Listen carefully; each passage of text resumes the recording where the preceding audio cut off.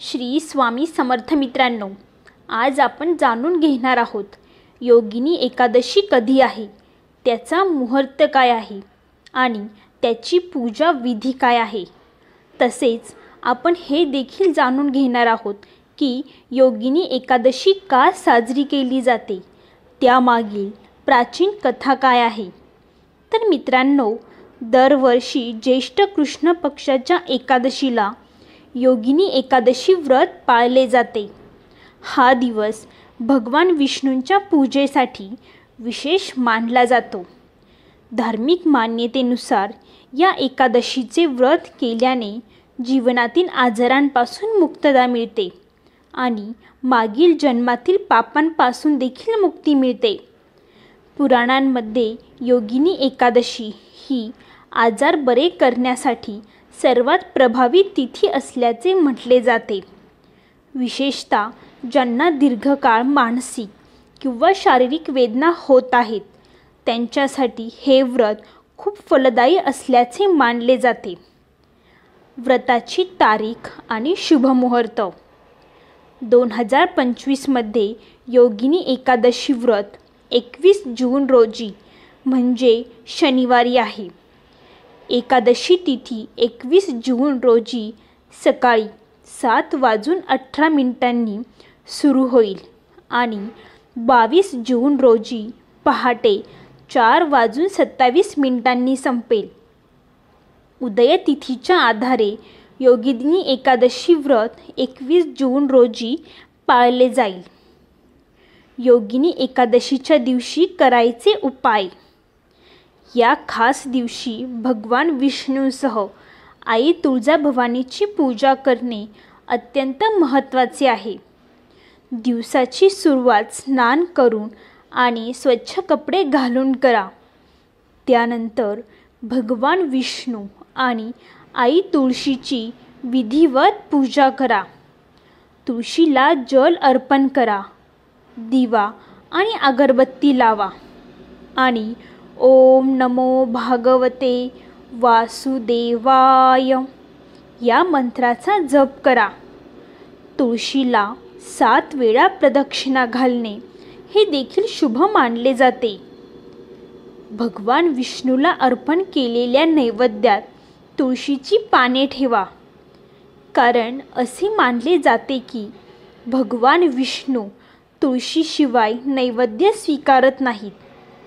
तुमची इच्छा असेल तर तुम्ही या दिवशी पूजा किंवा जप करण्यासाठी तुळशीची माळ देखील वापरू शकता।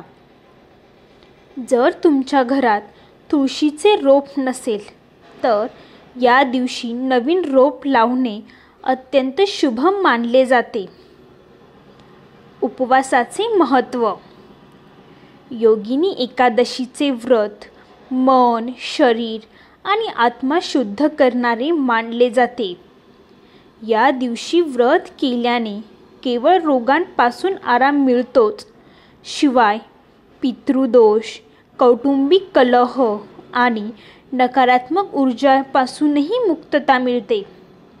भगवान विष्णूच्या कृपेने जीवनात सुख, शांती आणि समृद्धी येते। तर मित्रांनो, आता आपण योगिनी एकादशीची व्रतकथा जाणून घेणार आहोत।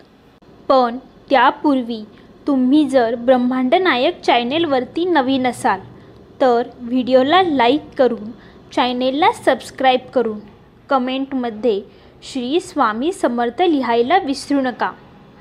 तर मित्रांनो, महाभारत काळातील गोष्ट आहे की एकदा धर्मराजा युधिष्ठिर भगवान श्रीकृष्ण यांना म्हणाले, हे त्रिलोकीनाथ, मी ज्येष्ठ महिन्यातील शुक्ल पक्षातील निर्जला एकादशीची कथा ऐकली। आता कृपया ज्येष्ठ महिन्यातील कृष्ण पक्षातील एकादशीची कथा सांगा। या एकादशीचे नाव आणि महत्त्व काय आहे ते आत्ता मला सविस्तर सांगा। श्रीकृष्ण म्हणाले, हे पांडुपुत्र, ज्येष्ठ महिन्यातील कृष्ण पक्षातील एकादशीचे नाव योगिनी एकादशी आहे। या व्रताने सर्व पापे नष्ट होतात। हे व्रत इहलोकात भोग आणि परलोकात मुक्ती देणारे आहे। हे पांडुपुत्र, ही एकादशी तिन्ही लोकांमध्ये प्रसिद्ध आहे. या व्रताने सर्व पापे नष्ट होतात. मी तुम्हाला पुराणात सांगितलेली एक कथा सांगतो, लक्षपूर्वक ऐका.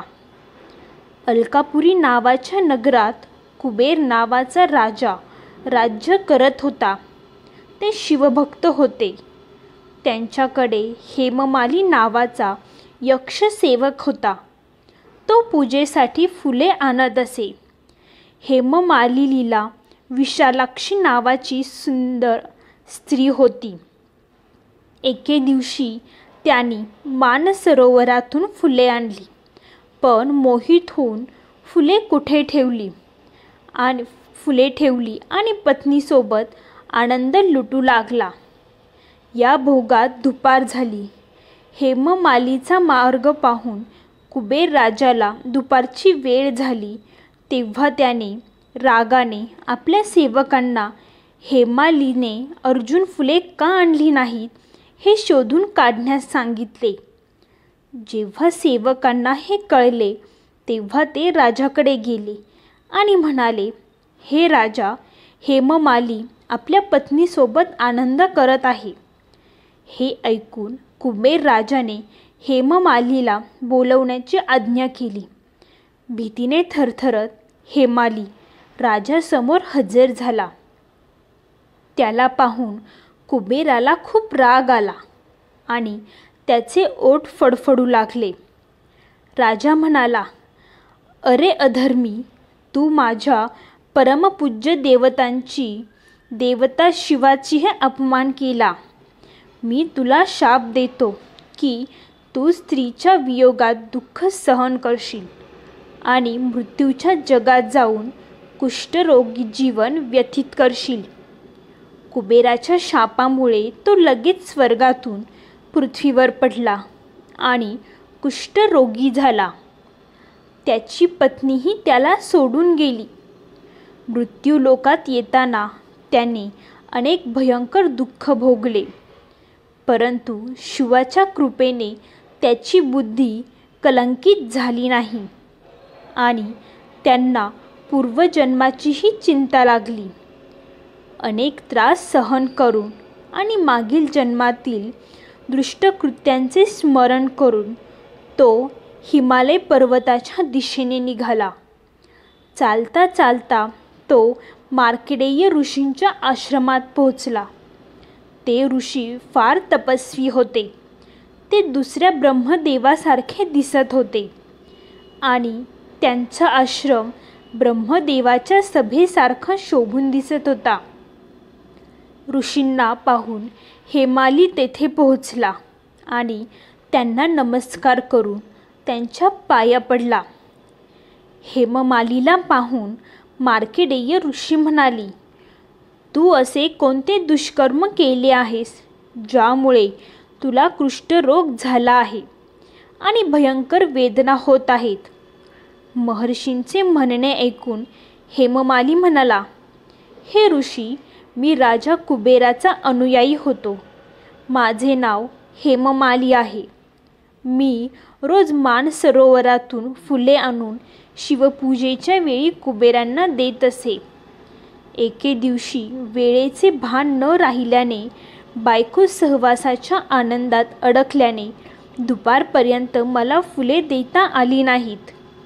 तेव्हा त्यांनी मला शाप दिला की तू तुझी बायको गमावशील आणि मृत्यूलोकात जाशील आणि कुष्ठरोगी होशील. यामुळे मला कुष्ठरोग झाला आहे आणि पृथ्वीवर आल्यानंतर मला खूप त्रास होत आहे. त्यामुळे मला यापासून मुक्त होण्यासाठी कृपया काही उपाय सुचवा. मार्कंडेय ऋषी म्हणाले, हे हेममाली, तू माझ्यासमोर खरे शब्द बोललास म्हणून मी तुझ्या तारणासाठी नवस करतो. ज्येष्ठ महिन्यातील कृष्ण पक्षातील योगिनी नामक एकादशीचे व्रत केल्यास सर्व पापे नष्ट होतील. महर्षींचे शब्द ऐकून हेममालीला खूप आनंद झाला आणि त्यांच्या सांगण्यानुसार योगिनी एकादशीचे व्रत त्याने सुरू केले. या व्रताच्या प्रभावामुळे तो आपल्या जुन्या रूपात परतला आणि आपल्या पत्नीसोबत आनंदाने राहू लागला. भगवान श्रीकृष्ण म्हणाले, हे राजा, या योगिनी एकादशीच्या कथेचे फळ 88,000 ब्राह्मणांना भोजन देण्यासारखे आहे. या व्रताने सर्व पापे नष्ट होतात आणि शेवटी मोक्षप्राप्ती झाल्यावर जीव स्वर्गाचा स्वामी होतो. या योगिनी एकादशीला या खास वस्तूंचे दान करणे फार शुभ मानले जाते. असे म्हणतात, यामुळे अनेक धनलाभांचे संकेत मिळतात. योगिनी एकादशीच्या दिवशी घराजवळ गायीचे येणे फार शुभ मानले जाते. गायीत 33 कोटी देवांचा वास असतो. या दिवशी गायीचे दर्शन केल्यास देवी लक्ष्मीची कृपा प्राप्त होते. यंदा शनिवारच्या दिवशी योगिनी एकादशी आहे. शास्त्रानुसार शनिवारच्या दिवशी जर तुमच्या घरात कोणी गरजू व्यक्ती आली तर हा शनिदेवाचा कृपा असे संकेत समजून त्यांना काहीतरी दान करावे. योगिनी एकादशीच्या दिवशी सकाळीच जर शंखनाद झाला तर हा शुभवार्ता येण्याचा संकेत मानला जातो.